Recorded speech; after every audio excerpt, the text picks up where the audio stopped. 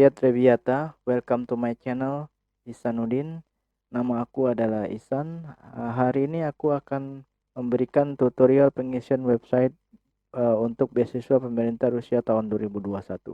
Untuk tahun 2021, itu pengisian websitenya berbeda dengan tahun yang lalu. Untuk tahun ini, website pendaftaran beasiswa tersebut adalah educationinrussia.com. Untuk linknya akan aku cantumkan di deskripsi. Baiklah, langsung saja kita lihat di videonya.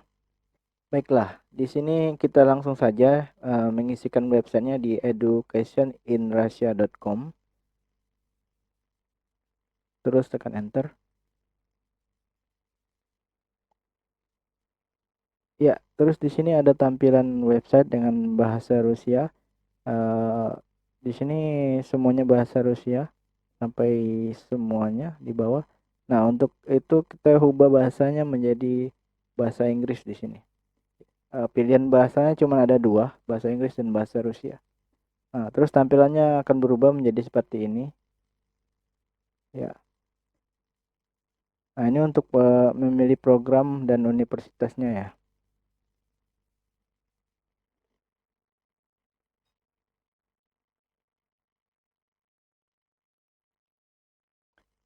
Kemudian untuk mendaftar kita tekan sign up.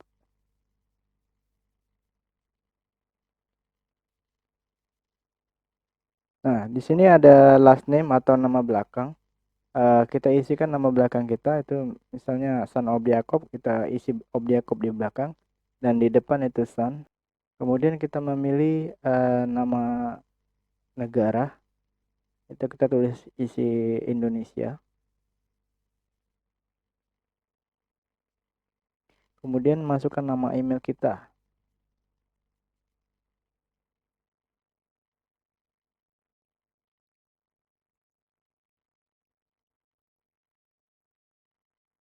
Lalu berikan password sesuai dengan keinginan kita. Itu biasanya ada angka plus simbol ya.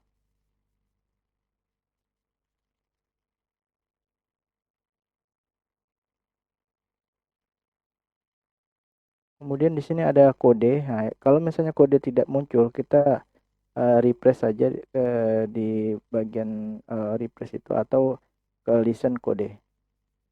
Nah, untuk itu kita refresh sampai berapa kali sampai dia muncul kodenya.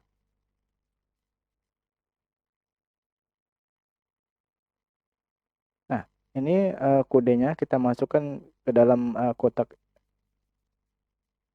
Nah, masukkan saja di enter kode di sini. Kodenya.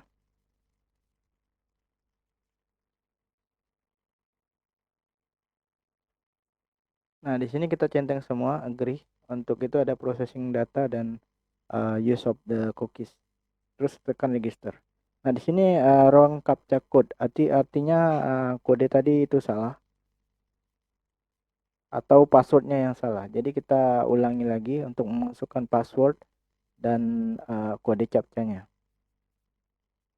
Nah, ini kita ulangi lagi dengan password yang benar, yang biasanya menggunakan huruf kapital, terus ada simbol juga dan ada angka biasanya.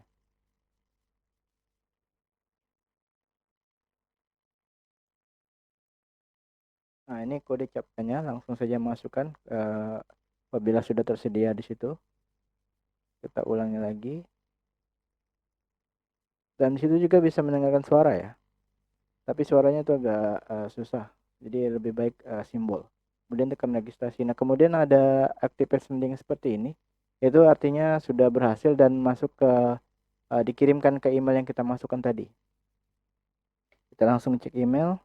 Biasanya kalau tidak muncul kita refresh dulu di bagian refresh. Seperti itu. Kemudian akan muncul.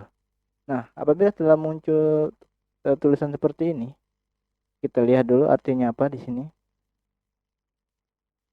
Kita lihat, kita terjemahkan dulu artinya apa.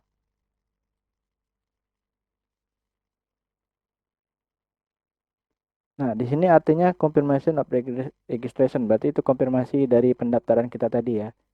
Nah, kemudian kita tekan aktivasi. apabila sudah menerima email ini. Tekan saja confirm di situ. Nah, setelah kita tekan confirm, dia akan your account has been verified. Itu artinya kita sudah berhasil mendaftar untuk pengisian website beasiswa Rusia tersebut. Oke, di bagian sini kita masukkan saja alamat email yang kita buat atau kita masukkan pada saat kita sign up tadi. Kemudian kita masukkan passwordnya sesuai dengan password yang telah kita buat sebelumnya. Nah, di sini ada kotak untuk remember me. Apabila kita ingin masuk kembali tanpa memasukkan password, bisa dicentang saja di sini. Dan langsung saja kita klik sign in di sini. Oke, sekarang kalau sudah tampil seperti ini, itu artinya sudah masuk ke halaman webnya ya, tempat kita aplikasi kita untuk mendaftar. Oke, di sini ada notifikasi, favorit, choice, dan kalender. Nah, di sini ada juga pilihan profil. Nah, di sini profil yang kita buat pada saat sign up tadi. Terus my application. My application ini belum kita buat karena nanti harus membuatnya lewat di create new application. Nah, pastikan di sini kita sudah mempunyai IDN ya, atau kode IDN ini maksudnya untuk Indonesia. Kemudian di sini ada nomor registrasi kita, itu 10.280. Itu berbeda-beda setiap pendaftar, dan yang pastinya kita harus mempunyai ini 21 di sini, ini artinya tahun 2021. Pastikan kita pada saat mendaftar atau membuat aplikasi pendaftarannya itu kodenya itu 21 ya. Kalau misalnya masih 20 berarti itu yang lama. Sekarang kita langsung saja buat di create new application. Artinya kita buat aplikasi baru. Kalau kita misalnya sudah membuat create application, di sini dia langsung archive. Berarti kalau misalnya udah archive di sini berarti kita udah pernah create new application sebelumnya. Jadi kalau di sini kita langsung saja di go to application di sini. Nah, ini kalau misalnya kita mengklik create new application, dia langsung tampil seperti ini. Karena sebelumnya saya sudah memasukkan create new application, jadi langsung saja ke go to application tadi. Oke, sekarang kita edit di sini. Nah, di sini pertama kita masukkan foto dulu. Di sini pastikan fotonya berlatar putih ya, karena sebelumnya pada tahun sebelumnya itu diminta untuk berlatar putih, dan harus foto formal ya, karena ini nanti tercetak di form aplikasi pendaftaran. Jadi jangan pakai foto yang informal ya. Nah, kemudian di sini ada surname, ditulis Latin. Surname ini artinya nama belakang ya. Kita tulis saja tadi Son Obliakov, kita isi dengan Obliakov. Dan untuk ya surname Cyrillic di sini kita kosongkan saja, dan dia tidak seperti ini, tidak apa namanya requirement. Jadi kalau kita kosongkan itu nggak apa-apa, karena biasanya nanti untuk nama kita diterjemahkan atau nanti setelah kita wawancara itu nanti baru dibuatkan untuk nama yang Cyrillic yang sebenarnya. Nah, di sini nama kita biasanya ini nama depan, kalau surname itu nama belakang. Jadi nama depan kita tadi kita gunakan itu Son Obliakov, jadi ini nama depan dan ini nama belakangnya.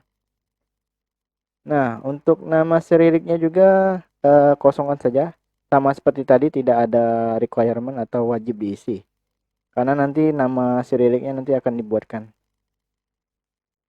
Dan patronymic jika ada, ini kosongan saja dan tidak requirement juga. Di sini tempat kita lahir berdasarkan paspor ya. Jadi anggap apa tempat lahir yang diisi di sini adalah tempat lahir yang berdasarkan dari paspor kita ya. Misal saya buat di sini adalah Palembang dan tanggal lahir. Nah, tanggal lahir kamu ya buat di sini. Misal kita tanggal 7/03/1998 misalnya. Nih, ini berarti tanggal 7 Maret 1998. Kemudian gender di sini. Nah, gender kita pilih sesuai dengan kita ya. Kalau misalnya male itu laki-laki, female adalah perempuan. Nah, karena laki-laki kita isi male di sini. Dan family status. Family status kita lihat dulu di sini.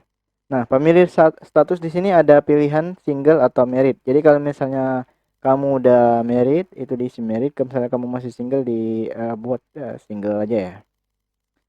Nah, untuk compatriot status di sini kosongkan aja. Kalau I'm refugees itu artinya kalau misalnya kita refugees kosongkan juga. Dan kalau di sini kalau misalnya stateless person kosongkan juga. Nah, kemudian untuk citizenship place permanent residence di sini artinya tempat kita tinggal ya. Buat saja di Indonesia dan visa information visa is required. Jadi kita perlu visa ya untuk ke Rusia nanti. Karena kita bukan tinggal di Rusia. Nah, di situ tertulis place of receipt visa. Jadi tempat pengambilan visa. Jadi kita tempat pengambilan visa itu di Indonesia ya, apabila kita tinggal di Indonesia kecuali di negara lain. Tapi memang biasanya diisi di Indonesia. Nah, di sini kotanya cuma bisa di Jakarta ya. Biasanya diambil di embassy. Nah, kemudian paspor. Apabila misalnya kita mendaftar, kita harus punya paspor dulu. Jadi di sini required. Kalau misalnya kita tidak punya paspor, harus bikin dulu ya, karena di sini adalah wajib untuk mengisi paspor. Oke, ini sebagai contoh saja ya. Jadi apabila kamu ingin mengisi paspor sesuai dengan paspor kamu ya. Nah, kita isi di sini nomor paspor. Terus di sini date of issue. Jadi paspornya dikeluarkan tanggal berapa dan tahun berapa. Biasanya di situ tertulis di paspor itu dikeluarkan tahun berapa, tanggal berapa. Nah, jadi di sini kita pilih saja tanggal 10 ya, misalnya tanggal 10 bulan 1 2021 itu keluarnya, dan validnya sampai 5 tahun ke depan biasanya. Jadi kita ambil saja di sini tahun 2025 ya. Tahun 2025 tanggal 10 juga. Oke. Enggak, biasanya 5 tahun. Jadi 2026. Oke. Oke, terus di sini kita isi saja untuk alamat kita di Indonesia. Kemudian postcode atau kode pos kita buat saja. Terus misalnya di sini enter provinsi. Itu adalah provinsi teman-teman. Sumatera Selatan. Sumatera.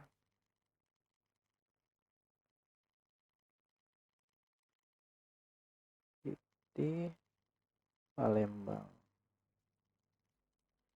Nah, street di sini nama jalan atau nama gedung, apartemen. Itu biasanya diminta alamat yang lengkap ya. Kita buat saja Jenderal Sudirman. Yang diminta dengan nomor RT dan nomor rumahnya, nomor jalan gitu. Kemudian education information. Nah, di sini education informationnya level of education received or existing. Jadi Di sini maksudnya adalah education yang telah kita terima atau masih sedang dijalani, yang akan segera lulus gitu maksudnya. Nah, di sini ada bachelor degree apabila sudah lulus S1, master degree atau internship atau apa.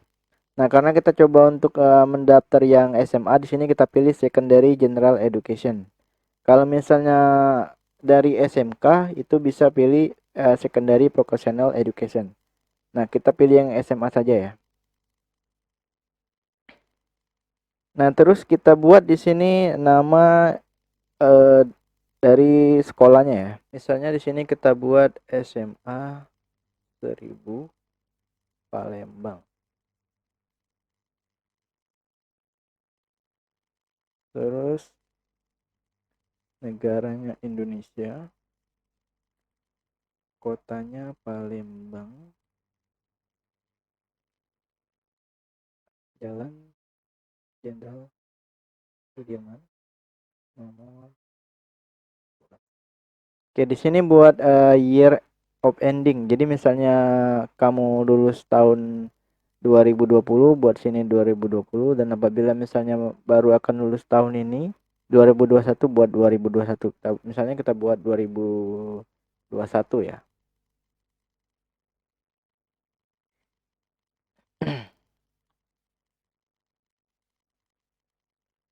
Nah, di sini kandidat kontak kita isi email address. Nah, di sini ada keterangan representative contact cannot match candidate contact. Jadi, misalnya kita kontaknya di sini tidak boleh sama dengan representatif yang di sini. Representatif di sini adalah kontak dari wali atau penanggung jawab kita ya. Bisa ibu, bisa ayah gitu. Jadi kita buat alamat email kita di sini.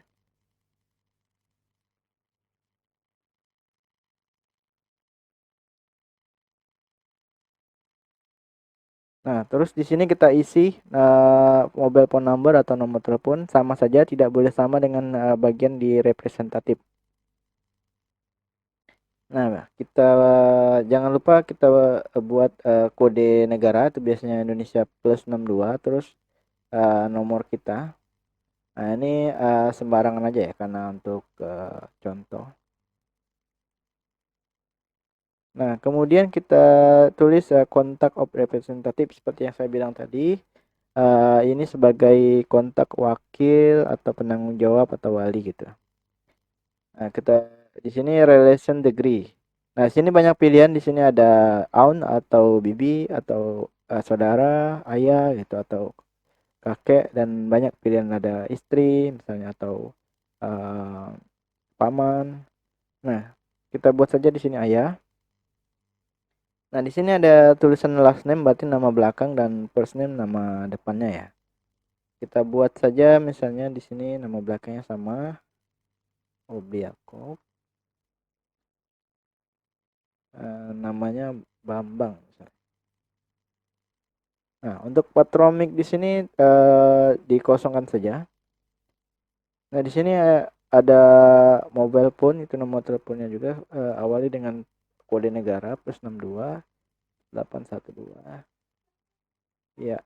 Kemudian masukkan juga email addressnya ya atau alamat emailnya.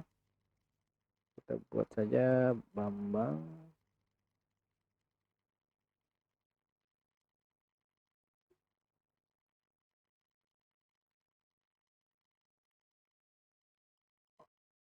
Oh, nggak boleh ini. Apa namanya? eh untuk pengisian alamat email itu semuanya huruf kecil ya, tidak bisa huruf besar. Apabila huruf besar akan seperti ini errornya. Oke, stateless person kosongkan. Terus di sini citizenship place of permanent resident. Nah, ini maksudnya untuk permanent resident dari kontak representatif ya, itu berarti uh, kita isi Indonesia. Tanggal lahir. Tanggal lahir di sini tanggal lahir dari kontak representatif di sini, misalnya tanggal lahir ayah itu tanggal tahun berapa dan tanggal berapa gitu. Nah, di sini kita buat kontak dari ayah representatif di sini contohnya misalnya. Nah, misalnya kalau ingin lebih dari satu bisa di-add di sini, tapi kalau misalnya cuma ingin satu saja tidak apa-apa.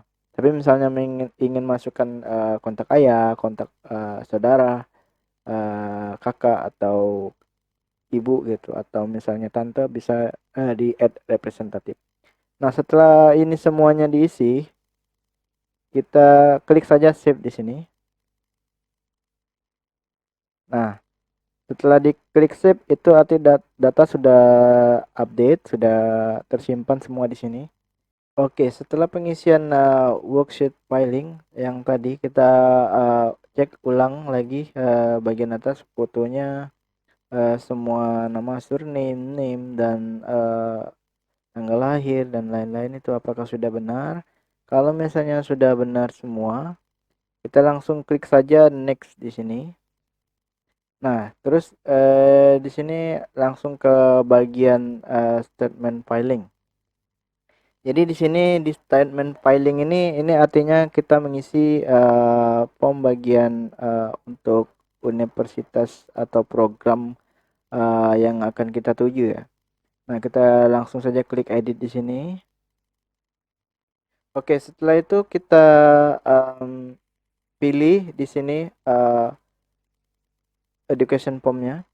Di sini ada satu pilihan yaitu adalah full time, terus di sini education level. Education levelnya di sini sesuai dengan apa yang akan kita ambil. Apabila misalnya kita masih SMA berarti kita akan mengambil S1 atau di sini adalah bachelor degree. Tapi kalau misalnya kita dari S1 ingin mengambil S2, kita pilih di sini master degree. Jadi karena kita tadi mengisi form bagian untuk SMA, berarti di sini kita ngambil ke bachelor degree. Oke, terus di sini adalah direction of training atau specialty atau profession. Nah, di sini kita lihat adalah macam-macam program yang bisa kita pilih untuk kita ambil nantinya.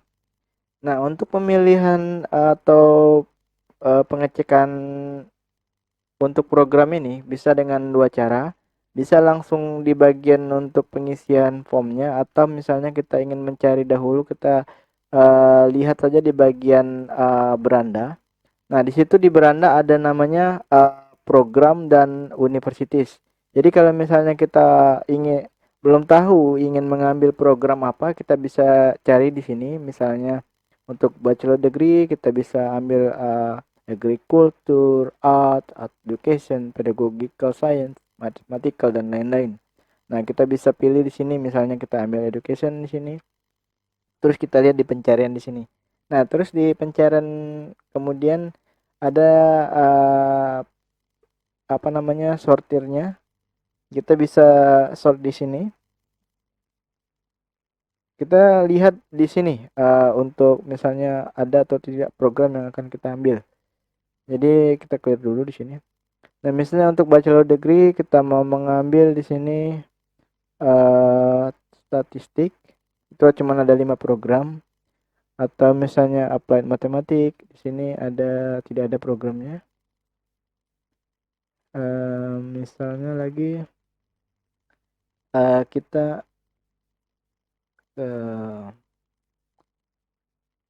clear dulu. Kita misalnya ambil di sini di education misalnya.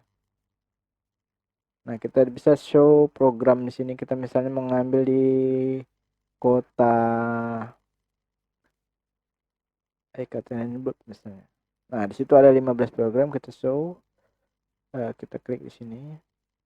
Nah, nanti muncul di sini program yang akan kita ambil, itu teachers education misalnya di Universitas Dresden State Vocational Pedagogical University, itu di Yekaterinburg. Nah, seperti ini levelnya di bachelor degree dan full time ya di sini formnya. Nah, dan banyak lagi pilihan yang lainnya. Apabila kita misalnya mencari berdasarkan program di bagian beranda, atau misalnya di universitas, misalnya kita sudah tahu ingin mengambil universitas yang mana. Nah, itu kalau kita mencari berdasarkan beranda tadi. Nah, berdasarkan ini. Tapi kalau misalnya kita sudah tahu apa yang mau dicari atau universitas apa yang mau diambil, atau kita misalnya dicari dulu di ranking universitas misalnya seperti ini, di kita mengecek di World University Ranking. Nah, bisa kita ambil di sini. Atau kita langsung aja misalnya udah tahu kita mau ngambil apa, misalnya information atau misalnya kita mau ambil bisnis informatik. Nah, di sini kita langsung pilih saja universitasnya berdasarkan dari sorting dari apa? Kita sudah sort di direction of training. Di sini kita pilih saja universitasnya misalnya HSE atau Financial Baikal State University.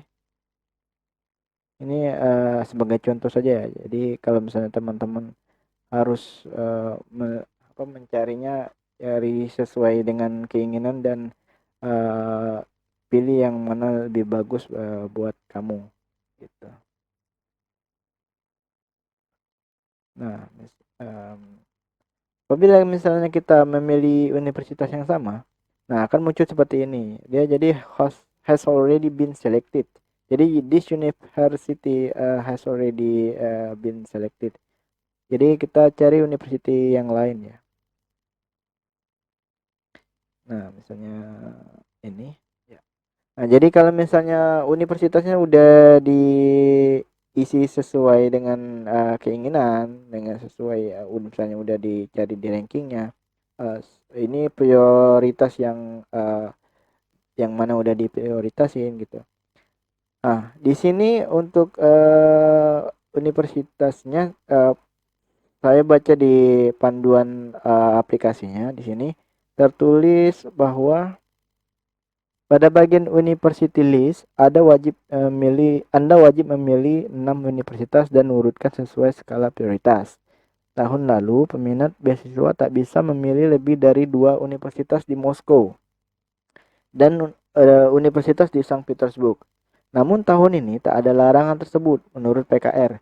Jadi maksudnya di situ adalah kalau dulu sebelumnya itu tidak bisa memilih lebih dari 2 universitas di Moskow atau di Petersburg atau di kota lainnya. Jadi untuk tahun ini itu bisa tidak ada larangan menurut dari PKR. Jadi misalnya mau ngambil di Moskow di bagian sini tadi itu 3 universitas misalnya HSE Moskow, Financial University Moskow atau misalnya uh, Bauman Moskow di sini itu bisa. Jadi tidak ada larangan. Oke, terus lanjut ke bagian language proficiency. Nah, di language proficiency ini kita harus memilih di sini pertama Russia. Jadi kita pilih di sini Russian language-nya kita I do not own. Jadi kita maksudnya situ kita tidak memiliki bahasa Rusia tersebut atau kita tidak bisa sama sekali. Nah, terus kita isi di sini bahasa kita, bahasa Indonesia. Nah, di situ karena kita lahir di Indonesia, jadi kita native language. Dan apabila kamu punya bahasa yang lain yang kamu bisa, itu bisa diisi di sini. Misalnya bahasa yang lainnya itu bahasa Inggris, itu medium misalnya. Atau misalnya punya bahasa Arab, bahasa Spanyol bisa ditambah di sini ya, diisi di sini. Kalau misalnya tidak ada bisa di-delete saja. Nah, di sini pada kolom selanjutnya itu ada need to study at the preparatory department faculty. Maksudnya di sini nanti ada kelas bahasa persiapan atau WordPak itu 1 tahun. Biasanya kita ambil kelas bahasa persiapan ini 1 tahun sebelum kita melanjut ke program yang kita ambil, misalnya S2 atau S1 gitu. Jadi jangan takut apabila kita tidak bisa bahasa Inggris, tidak bisa bahasa Rusia, karena kita akan diajarkan bahasa Rusia dari pada 1 tahun ya sebagai bahasa persiapan. Dan misalnya kita udah merasa bisa atau misalnya ada sertifikat bahasa Rusia atau udah pernah mengikuti bahasa Rusia sebelumnya, saya sarankan untuk tetap mengikuti atau mencintai ini ya, karena pada saat kelas bahasa atau kelas persiapan itu nanti eh, kita ada pelajaran yang namanya pelajaran jurusan. Jadi misalnya pelajaran sesuai dengan program jurusan yang kita ambil, misalnya matematika nanti ada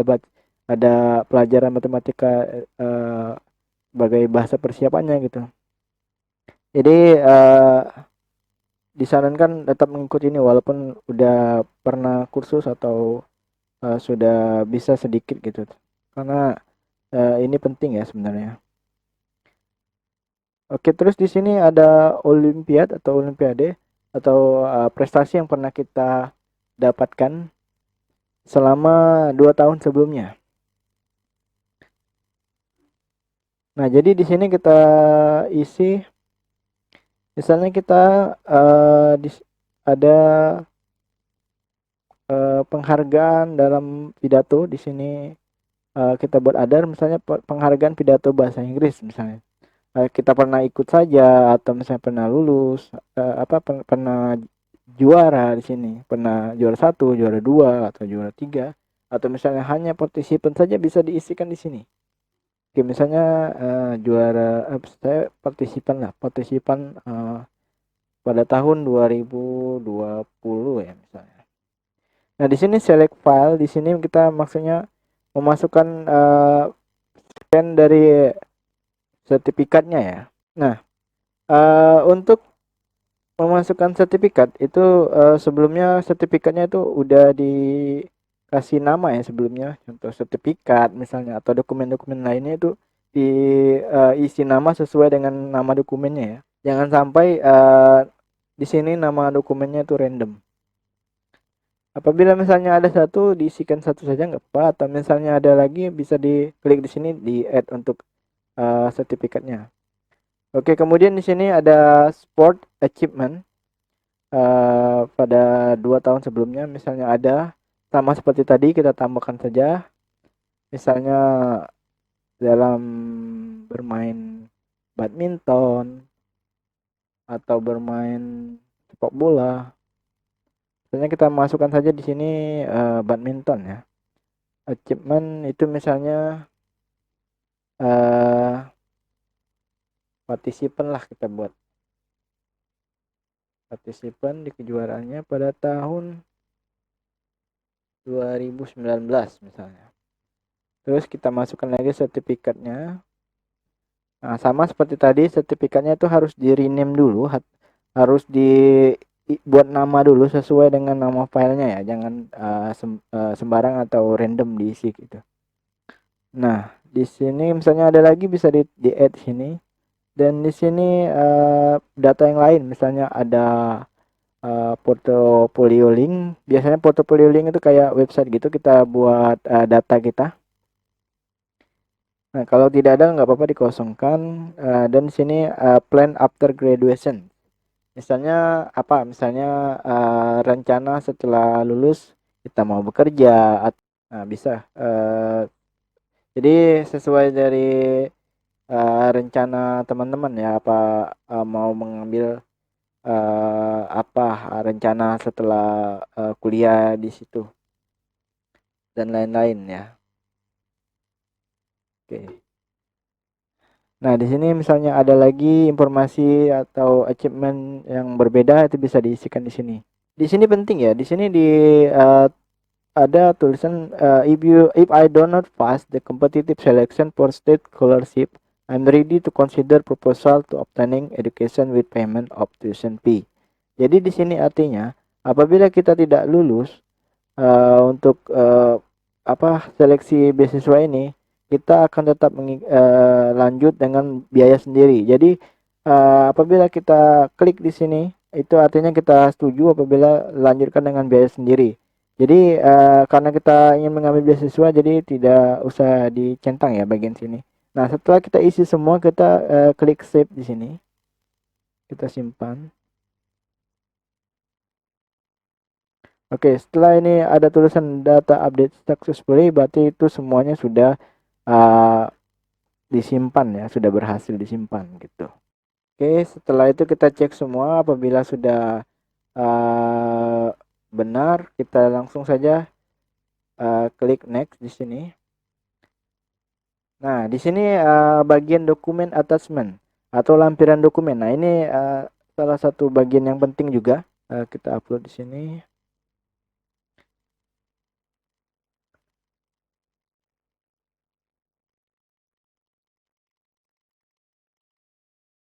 Nah, di sini kita upload paspor yang sesuai dengan panduan.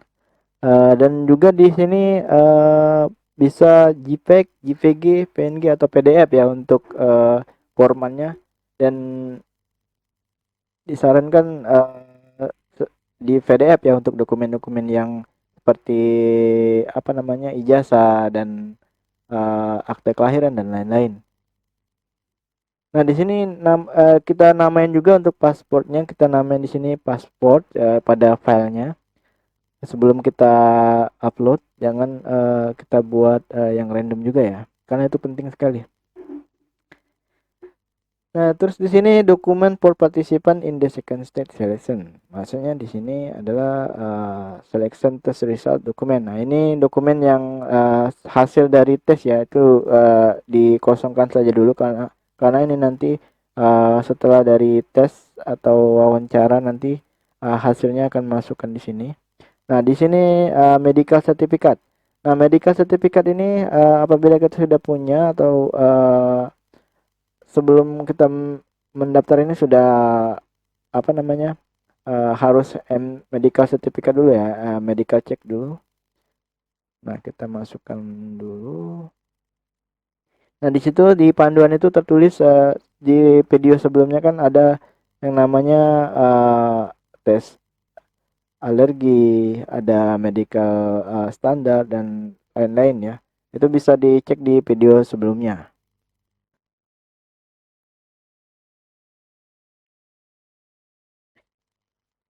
Nah, di sini medical certificate-nya kita buat juga di sini, misalnya medical certificate.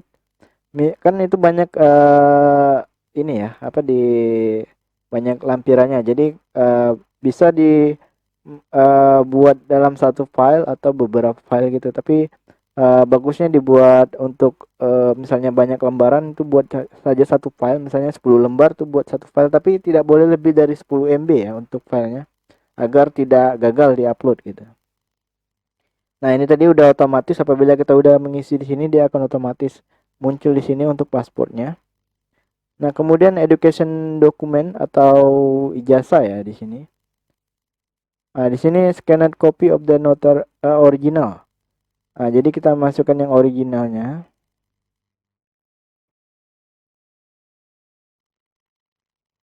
Terus scanned copy of notarized transaction. Nah, untuk yang ini kita kosongkan dulu saja karena ini untuk dokumen ijazah yang telah terjemahkan ya. Karena untuk dokumen yang diterjemahkan itu akan diterjemahkan apabila kita sudah dinyatakan lulus, dan itu akan ada apa namanya tahap untuk penerjemahan nanti. Jadi untuk bagian ini dikosongkan dahulu ya. Nah, untuk dokumen confirming the status of compatriot ini kosongkan saja. Dan knowledge operation ini juga dikosongkan saja dulu. Nah, di sini ada lagi scanned copy notarized translation. Jadi pasport juga nanti diterjemahkan pada saat setelah lulus. Jadi jangan diisi dulu. Nah, terus di sini ada scanned copy education notarized. Nah, terus ada letter of recommendation. Di sini untuk yang postgraduate ya atau yang S3. Jadi kalau misalnya yang S3 dia butuh surat rekomendasi dari profesor biasanya. Nah, di sini ada sertifikat HIV ya. Jadi misalnya setelah tes medical check ada tes HIV dan tes alergi.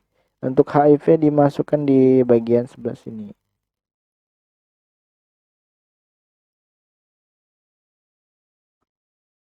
Nah, terus ini untuk scanned copy of notarized translation itu nanti setelah lulus ada akan diterjemahkan. Nah, untuk list of publication ini juga untuk S3 ya. Jadi di postgraduate atau pasca sarjana. Jadi kosongkan saja. Terus apabila sudah diisi sesuai dengan eh, apa requirement yang harus kita isi, itu kita langsung next di sini. Nah, di sini ditulis application deadline in your country tanggal 20 sampai tanggal 20 Januari sampai 20 Februari. Jadi cuman 1 bulan ya. Nah, setelah itu apabila semuanya sudah lengkap, eh, tidak ada lagi yang belum diisi. Misalnya ada yang belum diisi, kita bisa cek ulang misalnya, atau biasanya kan kalau misalnya udah di save dia akan arsip jadi atau tersimpan gitu. Nah, setelah semuanya udah dicek, misalnya udah lengkap, eh, kita bisa klik di sini print. Nah, apabila sudah kita klik print di sini, dia akan muncul seperti ini. Nah, inilah application form yang kita bawa pada saat kita dipanggil untuk eh, tes wawancara nanti. Oke, selanjutnya apabila dokumen ini telah di print, kita harus menandatangani bagian di bawah. Nah, di bagian sini itu kita buat tanggal kita menandatanganinya dan tanda tangan di sini. Nah, setelah itu, setelah ditandatangani dan dibuat tanggal, eh, kita harus mengupload di bagian sebelah sini ya. Nah, kita upload dokumen yang telah kita scan ke bagian sini. Jadi setelah application formnya di print, kita tanda tangan, kemudian kita scan kembali dan kita upload. Dan apabila telah di-upload, dia akan muncul di bagian sini. Itu application form yang kita upload tadi. Nanti akan muncul namanya di sini. Dan pastikan untuk tanda tangannya itu di bagian bawah yang di sini ya. Nah, yang di tanggal tanda tangannya di sini, terus tanda tanda tangan di sini. Nah, jangan tanda tangan di bagian sebelah sini karena di sini keterangannya adalah diisi oleh bagian pihak PKR ya. Jadi pastikan tanda tangan di bagian sini saja. Di sini nanti diisi pada saat wawancara. Nanti pewawancara yang akan tanda tangan di bagian sebelah sini. Oke. Dan untuk yang di print tadi, yang ini nanti akan dibawa pada saat seleksi wawancara. Dan di sini fotonya sudah otomatis tercetak, yaitu foto yang kita masukkan tadi. Jadi fotonya harus yang formal ya, dan backgroundnya putih seperti ini gitu. Dan apabila telah diupload dan di sini telah muncul filenya, karena ini lagi error jadi filenya belum bisa diupload untuk bagian sini. Jadi apabila telah selesai dan semuanya telah dipastikan benar, langsung saja send application di sini. Jadi apabila sudah yakin sudah uh, uh, filenya sudah ditandatangani, application formnya tadi sudah diupload kembali, semuanya sudah benar, langsung saja send application di sini. Dan setelah itu tinggal tunggu notificationnya di sini atau nanti di email uh, uh, bahwa bahwa nanti apakah lulus untuk tahap dokumen dan lanjut ke tahap seleksi wawancara. Oke. Ya, mungkin itu saja dulu untuk tutorial kita hari ini. Sorry telat karena lagi ujian, sekarang lagi semesteran.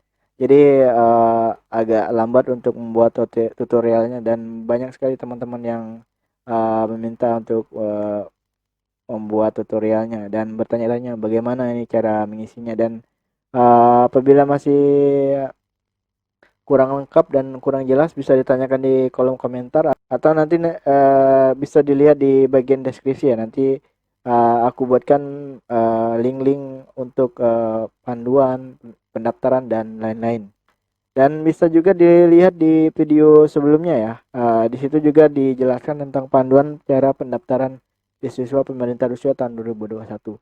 Oke, itu saja dulu untuk hari ini. Spasiba, paka-paka.